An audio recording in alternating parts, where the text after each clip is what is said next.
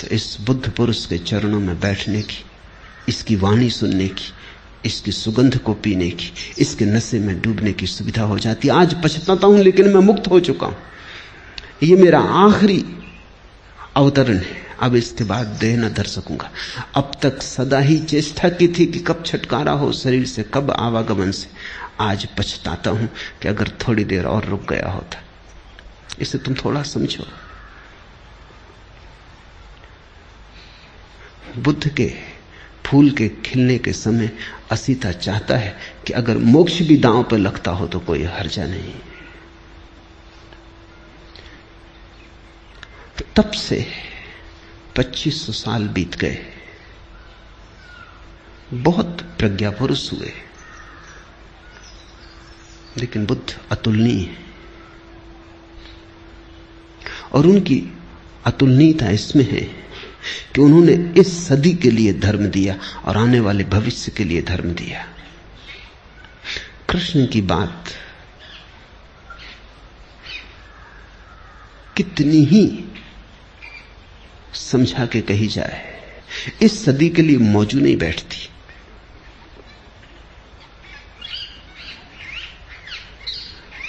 फासला बड़ा हो गया है, बड़ा अंतराल पड़ गया है। कृष्ण ने जिनसे कहा था उनके मनों में और जिनके मन आज उसे सुनेंगे, बड़ा अंतर है। बुद्ध की कुछ बात ऐसी है कि ऐसा लगता है अभी अभी उन्होंने कही। बुद्ध की बात को समसामयिक बनाने की जरूरत नहीं है, वो समसामयिक है, वो कंटेम्पररी है।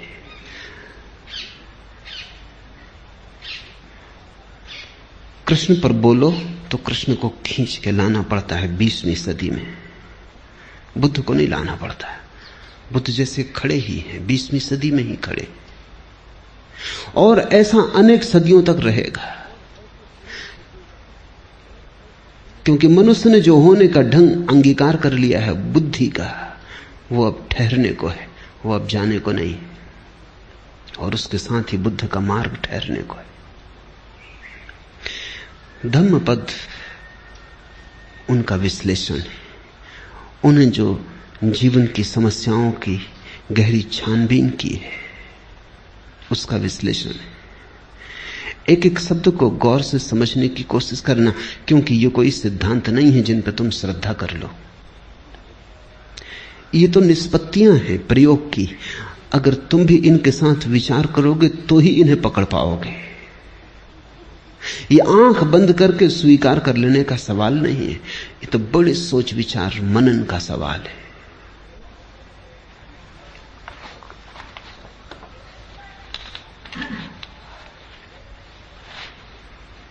साधारणतः आदमी की जिंदगी क्या है? कुछ सपने, कुछ टूटे फूटे सपने, कुछ अभी भी साबित भविष्य की आशा में अटके। आदमी की जिंदगी क्या है? अतीत के खंडहर, भविष्य की कल्पनाएं। आदमी का पूरा होना क्या है? चले जाते, उठते हैं, बैठते हैं, काम करते हैं, कुछ पक्का पता नहीं क्यों, कुछ साफ जाहिर नहीं कहां जा रहे, बहुत जल्दी में भी जा रहे हैं, बड़ी पहुंचने की तीव्र उत्कंठा है, लेकिन कुछ पक्का नहीं कहां पहुंचना चाहते, किस तरफ जाते हो। कल मैं एक गीत पढ़ता था शाहिर का, न कोई ज्यादा न कोई मंजिल न रोशनी का सुराग, न कोई ज्यादा न कोई मंजिल न रोशनी का सुराग, भटक रही है खलाओं में जिंदगी मेरी। न कोई रास्ता, न कोई मंजिल, रोशनी का सुराग भी नहीं, कोई एक किरण भी नहीं, और पूरी जिंदगी अंधेरी घाटियों में, शून्य में भटक रही है खलाओं में जिंदगी मेरी। ऐसी ही मनुष्य की दशा है सदा से। बहुत सी झूठी मंजिलें भी तुम बना लेते हो। राहत के लिए कुछ तो चाहिए। सत्य बहुत कड़वा है, और अगर सत्य के साथ तुम खड़े हो जाओ तो खड़े होना भी मुश्किल मालूम होगा। सिगमंड फ्रायड ने कहा है कि आदमी बिना झूठ के जी नहीं सकता। झूठ सहारा है। तो हम झूठी मंजिलें बना लेते हैं। असली मंजिल का तो कोई पता नहीं। बिना मंजिल के जीना असंभव। कैसे जियोगे बिना मंजिल के? अगर ये पक्का ही हो जाए कि पता ही नहीं कहां जा रहे हैं, तो पैर कैसे उठेंगे? यात्रा कैसे होगी? तो हम कल्पित मंजिल बना लेते, एक झूठी मंजिल बना लेते। उससे राहत मिल जाती, लगता है कहीं जा रहे हैं। कोई रास्ता नहीं है, क्योंकि झूठी मंजिलों के कहीं कोई रास्ते होते? जब मंजिल ही झूठी है तो रास्ता कैसे हो सकता है? तो फिर हम रास्ता भी बना लेते, रास्ता बना लेते हैं, मंजिल बना लेते हैं। सब कल्पित, सब मन के जाल, सब सपने। और ऐसे अपने को भर लेते हैं और लगता है शून्य भर गया, जिंदगी बड़ी भरी पूरी। कोई कुछ दिन हुए चल बसा। एक मित्र ने आके कहा कि आपको पता चला फला फला व्यक्ति चल बसे, बड़ी भरी पूरी जिंदगी थी। मैंने पूछा रुको, चल बसे ठीक, उसमें तो कुछ किया नहीं जा सकता, लेकिन भरी पूरी जिंदगी थी, ये तुमसे किसने कहा?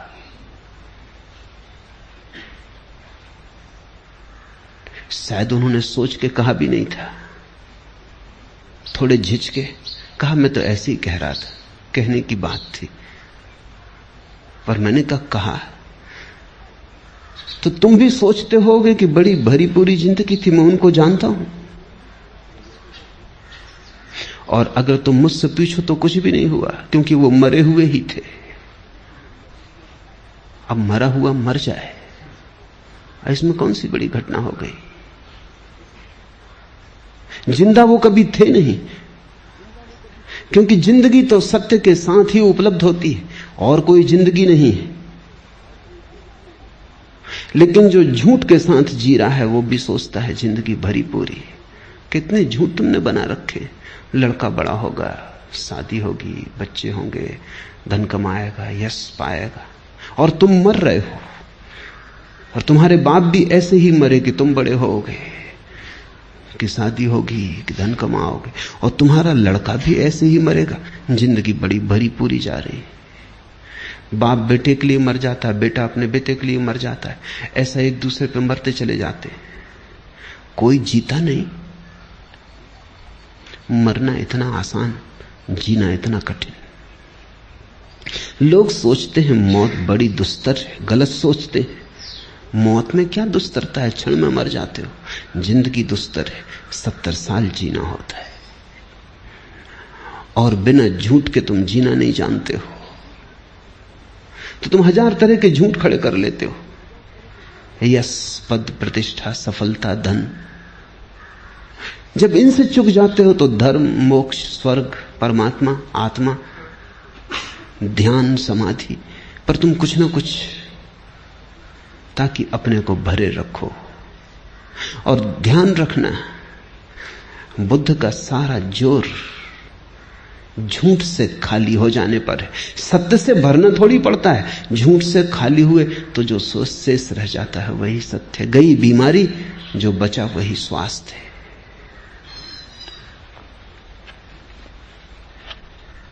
लेकिन कितने ही लोगों ने जगाने की कोशिश की है, तुम जागते नहीं। आदमी का झूठ को पैदा करने का अभ्यास इतना गहरा है कि वो बुद्ध के आसपास भी, बुद्ध भी मौजूद हों जगाने को, तो उनके आसपास भी अपनी नींद की सुविधा जुटा लेता है। बुद्ध जगाते हैं, तुम उनके जगाने की चेष्टा को भी नशा बना लेते हो। तुम हर चीज में से शराब निकाल लेते हो। ऐसी कोई चीज नहीं है जिसमें से तुम शराब ना निकाल लो। इसलिए तो बुद्ध आते हैं, चले जाते हैं, बुद्ध पुरुष पैदा होते हैं, विदा हो जाते। तुम अपनी जगह अडिग खड़े रहते, तुम अपने झूठ से हटते नहीं। शायद बुद्ध पुरुषों ने जो कहा उसको भी तुम अपने झूठ में सम्मिलित कर लेते हो। क्या है तुम्हारे झूठ का राज? अहंकार। अहंकार सरासर झूठ है। ऐसी कोई चीज कहीं है नहीं। तुम हो नहीं, सिर्फ एक भ्रांति हो। है तो पूर्ण, सारा अस्तित्व इकट्ठा है। यह भ्रांति है कि तुम अलग हो। कल ही एक मित्र से मैंने कहा कि अब जागो, तो उन्होंने कहा कि कोशिश बहुत करता हूं, मन निंदा से भी भर जाता है, अपने प्रति अपराधी भी मालूम होता हूं, बेईमान भी मालूम पड़ता हूं, क्योंकि जो करना चाहिए मालूम है, समझ में आता और नहीं कर रहा हूं। तो मैंने उनसे कहा तुम एक ही कृपा करो, ये करने का ख्याल छोड़ दो, क्योंकि उसने पैदा किया, वही श्वास ले रहा है, तुम करना भी उसी पे छोड़ दो। उन्होंने कहा कि जन्म उसने दिया, इतना तक तो मैं मान सकता हूं, लेकिन बाकी और काम वही कर रहा है, ये नहीं मान सकता। ये तो मैं मान ही नहीं सकता कि बेईमानी भी वही कर रहा है। अभी थोड़ा सोचने जैसा है। हमें भी लगेगा कि बेचारा धार्मिक बात तो कह रहा है ये व्यक्ति, कि बेईमानी कैसे परमात्मा पे छोड़ दूं, लेकिन नहीं, सवाल ये नहीं है। अहंकार, ये कोई परमात्मा को बचाने की चेष्टा नहीं है कि परमात्मा पे बेईमानी कैसे सौंप दूं। ये भी अहंकार को बचाने की चेष्टा है। ध्यान रखना, जब बेईमानी तुम करोगे तो ईमानदारी भी तुम ही करोगे।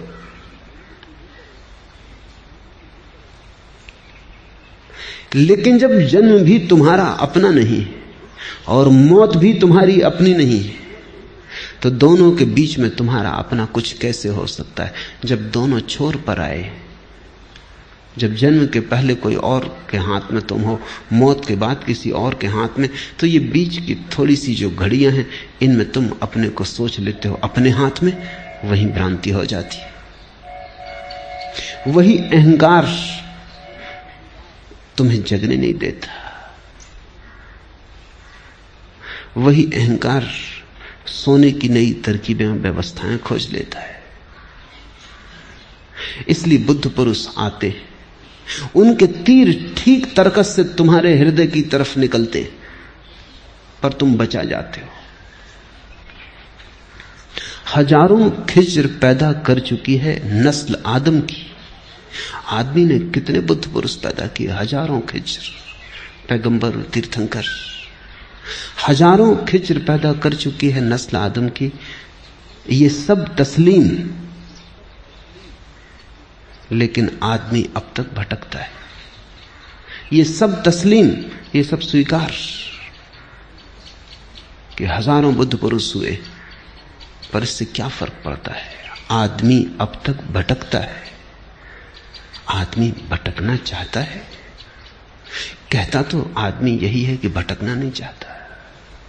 कहते तो तुम मेरे पास यही हो, शांत होना चाहते हैं, सत्य होना चाहते हैं, सरल होना चाहते हैं। लेकिन सच में तुम होना चाहते हो, या कि सरलता के नाम पर तुम नई जटिलता खोज रहे हो, या सत्य के नाम पर तुमने नए झूठों की तलाश शुरू की है, या शांति के नाम पर अब तुमने एक नया रोग पाला। अब तुम शांति के नाम पर अशांत होने को उत्सुक हुए। साधारण आदमी अशांत होता है, सिर्फ शांति की तो कम से कम चिंता नहीं होती। अब तुम शांति के लिए भी चिंतित हो। पुरानी अशांति तो बरकरार, अब तुम और धन करोगे, उसमें गुणनफल करोगे। अब तुम कहोगे कि शांति भी चाहिए, अब एक नई अशांति जुड़ी कि शांति नहीं। झूठ तो तुम थे, अब तुम कहते हो सत्य खोजेंगे।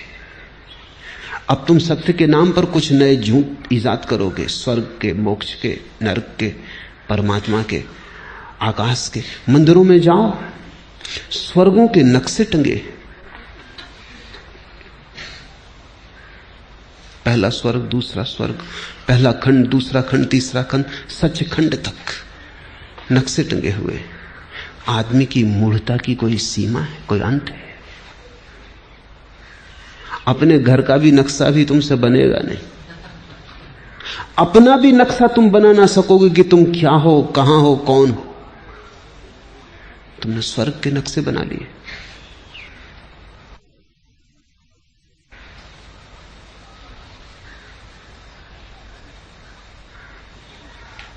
एक दुकान पर एक शिकारी कुछ सामान खरीद रहा था। अफ्रीका जा रहा था शिकार करने, कहीं जंगल में भटक ना जाए, इसलिए उसने एक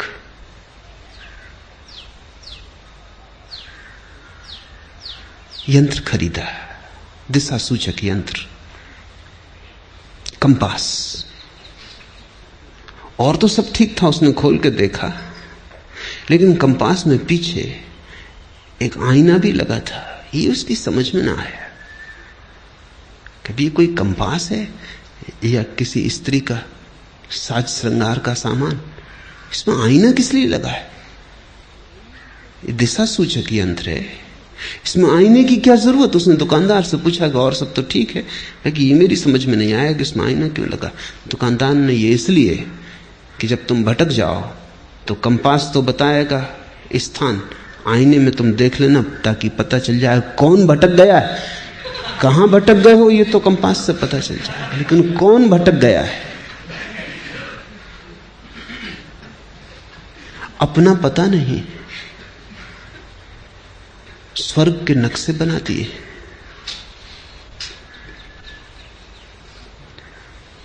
विवाद चल रहे हैं लोगों के, कितने नरक होते हैं।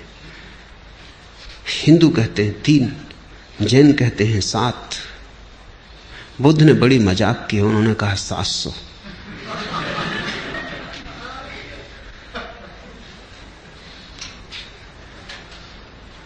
ये मजाक की है, क्योंकि बुद्ध को जरा भी उत्सुकता नहीं इस तरह की मूर्ताओं में। लेकिन मजाक भी नहीं समझ पाते लोग। बुद्ध के मानने वाले हैं जो कहते हैं कि नहीं 700 ही होते हैं, इसलिए कहे। मैं तुमसे कहता हूं 7000।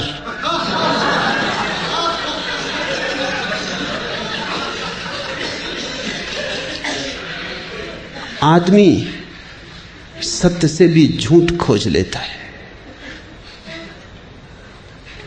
इसलिए आदमी भटकता है। बुद्ध बड़े शुद्ध खोजी हैं, उनकी खोज बड़ी निर्दोष।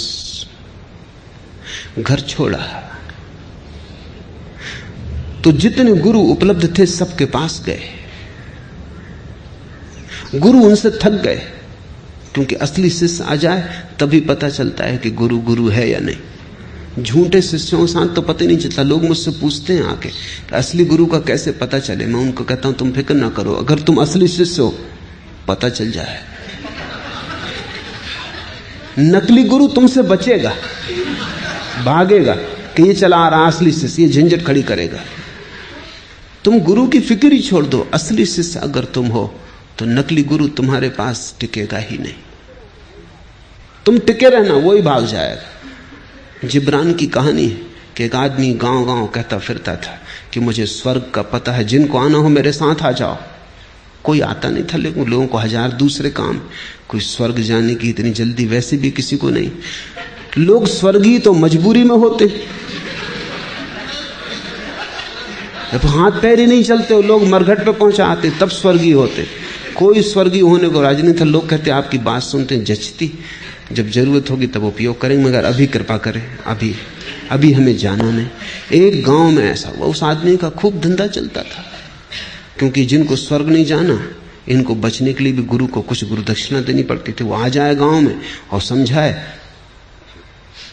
तो उसको कुछ सेवा भी करनी पड़ती, पैर भी पड़ने पड़ते। कहते तुम बिल्कुल ठीक हो, मगर अभी हम साधारण जन अभी संसार में उलझे हैं, जब कभी सुलझेंगे जरूर आपकी बात का ख्याल करेंगे, रख लेते हैं संभाल के हृदय में। तो गुरु का धंधा भी चलता था, न कभी कोई झंझट आई थी ना कुछ। एक गांव में उपद्रव हो गया, एक असली शिष्य मिल गया। उसने कहा अच्छा तुम्हें पक्का पता है? बिल्कुल पक्का पता है, क्योंकि अभी तक कोई झंझटाई नहीं थी। तो उसने कहा अच्छा मैं चलता हूं, कितने दिन लगेंगे पहुंचने में? तब जरा गुरु घबराया कि ये जरा उपद्रवी मालूम पड़ता है। पैर छुओ बात ठीक है, सांस चलने की बात, मगर अब सबके सामने मना भी नहीं कर सका। उसने कहा देखेंगे, भटकाएंगे, साल 2 साल, भाग जाएगा अपने आप। 6 साल बीत गए, वो उनके पीछे ही पड़ा है। वो कहता है कि कब आएगा, अभी तक आया नहीं। एक दिन उस गुरु ने कहा तेरे हाथ जोड़ता हूं भैया, तू जब तक न मिला था हमको भी पता था, तेरे कारण हमारा भी था। असली शिष्य मिल जाए तो फिर गुरु अपने आप। दुनिया में नकली गुरु हैं क्योंकि नकली शिष्यों की बड़ी संख्या है। नकली गुरु तो बाई प्रोडक्ट, वो सीधे पैदा नहीं होते, नकली शिष्य उन्हें पैदा कर लेता है। बुद्ध सभी गुरुओं के पास गए, गुरु घबरा गए क्योंकि ये व्यक्ति निश्चित प्रामाणिक था। जो उन्होंने कहा वो इसने इतनी पूर्णता से किया कि उनको भी दया आने लगी कि तो हमने भी नहीं किया है, कोई करते नहीं था तब तक बात ठीक थी। इस पे दया आने लगी। इससे ये भी ना कह सकते थे कि तुमने पूरा नहीं किया इसलिए उपलब्ध नहीं हो रहा है। इसने पूरा किया, उसमें तो रत्ती भर कमी नहीं रखी। गुरु ने हाथ जोड़ के कहा बस हम यहां तक तुम्हें बता सकते थे, इसके आगे हमें खुद भी पता नहीं। सारे गुरुओं को बुद्ध ने चुका डाला, एक गुरु साबित ना हुआ। तब सिवाय इसके कोई रास्ता ना रहा कि खुद खोजे। और इसलिए बुद्ध की बातों में बड़ी ताजगी है क्योंकि उन्होंने खुद खोजा, किसी गुरु से नहीं पाया था, किसी से सुन के नहीं दोहराया था, फिर खुद खोज पर निकले, नितांत अकेले, बिना किसी सहारे के। शास्त्र धोखा दे गए, गुरु धोखा दे गए, सब पीछे हट गए, अकेला रह गया खोजी। ऐसा ही होता है। जब तुम्हारी खोज असली होगी तुम पाओगे शास्त्र काम नहीं देते। शास्त्र तभी तक काम देते हैं जब तक तुम उनका भजन पाठ करते हो, बस तभी तक।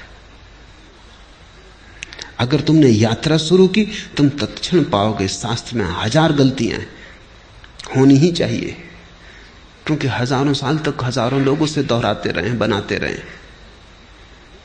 उसमें बहुत कुछ छूट गया, बहुत कुछ जुड़ गया है। लेकिन ये तो पता तुम्हें तभी चलेगा जब तुम यात्रा करोगे। एक तुम नक्शा लिए घर में बैठे हो, उसकी तुम पूजा करते हो, कैसे पता चलेगा? यात्रा पर निकलो तब तुम्हें पता चलेगा, अरे इस नक्शे में नदी बताई है, यहां कोई नदी नहीं।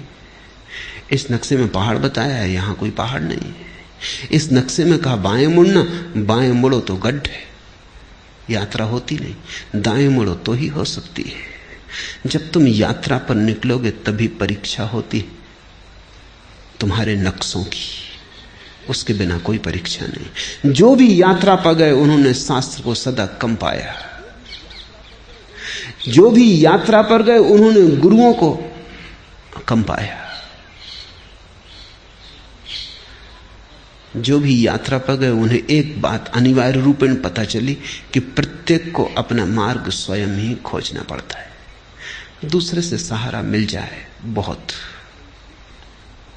पर कोई दूसरा तुम्हें मार्ग नहीं दे सकता,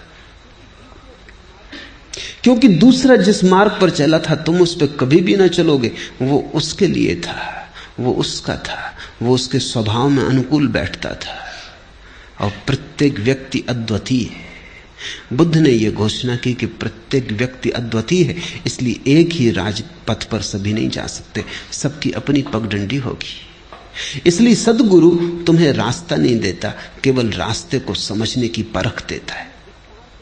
सद्गुरु तुम्हें विस्तार के नक्शे नहीं देता, केवल रोशनी देता है ताकि तुम खुद विस्तार देख सको, नक्शे तय कर सको, क्योंकि नक्शे रोज बदल रहे हैं। जिंदगी कोई स्थिर बात नहीं है, जड़ नहीं है, जिंदगी प्रवाह है। जो कल था वो आज नहीं है, जो आज है वो कल नहीं होगा। सद्गुरु तुम्हें प्रकाश देता, रोशनी देता, दिया देता हाथ में कि ये दिया ले लो, अब तुम खुद खोजो और निकल जाओ। और ध्यान रखना, खुद खोजने से जो मिलता है वही मिलता है, जो दूसरा दे दे वो मिला हुआ है ही नहीं। दूसरे का दिया छीना जा सकता है, खुद का खोजा भर नहीं छीना जा सकता। और जो छिन जाए वो कोई अध्यात्म है जो छीना ना जा सके वही।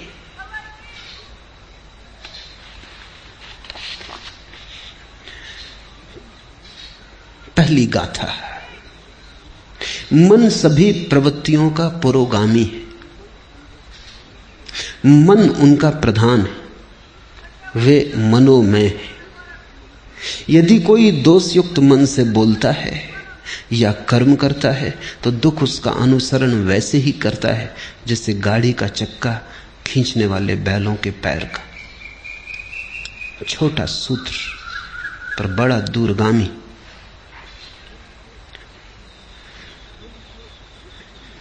ध्यान रखना, बुद्ध किसी शास्त्र को नहीं दोहरा रहे हैं, बुद्ध से शास्त्र पैदा हो रहा है। मन सभी प्रवृत्तियों का पुरोगामी है। कोई भी वृत्ति उठती है, राह पर तुम खड़े हो, एक सुंदर कार निकली, क्या हुआ तुम्हारे मन में? एक छाप पड़ी, एक काली कार निकली, एक प्रतिबिंब गूंजा। कार के निकलने से वासना पैदा नहीं होती। अगर तुम देखते रहो और तुम्हारा देखना ऐसा ही तटस्थ हो जैसे कैमरे की आंख होती, कैमरे के सामने से भी कार निकल जाए, वो फोटो भी उतार देगा तो भी कार खरीदने नहीं जाएगा और न सोचेगा कि कार खरीदनी है। अगर तुम वहां खड़े हो और कैमरे जैसी तुम्हारी आंख है, तुमने सिर्फ देखा, काली कार गुजर गई, चित्र बना गया, एक छाया आई गई, कुछ भी कठिनाई नहीं। लेकिन जब ये काली छाया कार की तुम्हारे भीतर से निकल रही, तब तुम्हारे मन में एक कामना जगी, ऐसी कार मेरे पास हो। मन में एक विकार उठा, एक लहर उठी, जैसे पानी में किसी ने कंकड़ फेंका और लहर उठी। कार तो जा चुकी, अब लहर तुम्हारे साथ है। अब ये लहर तुम्हें चलाएगी, तुम धन कमाने में लगोगे या तुम चोरी करने में लगोगे या किसी की जेब काटोगे। अब तुम कुछ करोगे। अब वृत्ति ने तुम्हें पकड़ा। अब वृत्ति तुम्हारी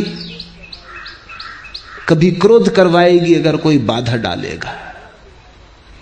अगर कोई मार में आएगा तो तुम हिंसा करने को उतारू हो जाओगे, मरने मारने को उतारू हो जाओगे। अगर कोई सहारा देगा तो तुम मित्र हो जाओगे, कोई बाधा देगा तो शत्रु हो जाओगे। अब तुम्हारी रातें इसी सपने से भर जाएंगी। बस ये कार तुम्हारे आसपास घूमने लगेगी। जब तक ये ना हो जाए तुम्हें चैन ना मिलेगा। और मजा ये है कि वर्षों की मेहनत के बाद जिस दिन ये तुम्हारी हो जाएगी, तुम अचानक पाओगे कार तो अपनी हो गई, लेकिन अब इन वर्षों की बेचैनी का अभ्यास हो गया। अब बेचैनी नहीं छोड़ती। कार तो अपनी हो गई लेकिन बेचैनी नहीं जाती, क्योंकि बेचैनी का अभ्यास हो गया। अब तुम इस बेचैनी के लिए नया कोई यात्रा पथ खोजोगे। बड़ा मकान बनाना है, हीरे ज़वारात खरीदने हैं। अब तुम कुछ और करोगे, क्योंकि अब बेचैनी तुम्हारी आदत हो गई। और अब इस बेचैनी का तुम क्या करोगे? इस सालों तक बेचैनी को संभाला, कार तो मिल गई, लेकिन अब कार का मिलना न मिलना बराबर है। अब ये बेचैनी पकड़ गई। इसलिए तो धनी बहुत लोग हो जाते हैं और धनी नहीं हो पाते, क्योंकि जब वे धनी होते हैं तब तक बेचैनी अभ्यास का हो गया उसका। जब तक धनी हुए तब तक चैन से ना रह सके। सोचा कि जब धनी हो जाएंगे तब चैन से रह लेंगे, लेकिन चैन कोई इतनी आसान बात है? अगर बेचैनी का अभ्यास घना हो गया तो धनी तो तुम हो जाओगे, बेचैनी कहां जाएगी? तब और धनी होने की दौड़ लगती और मन कहता और धनी हो जाएं फिर। लेकिन सारा जाल मन का है। बुद्ध ने अपनी एक एक वृत्ति को जांचा और पाया कि वृत्ति मन के सरोवर में उठी लहर है। वृत्ति का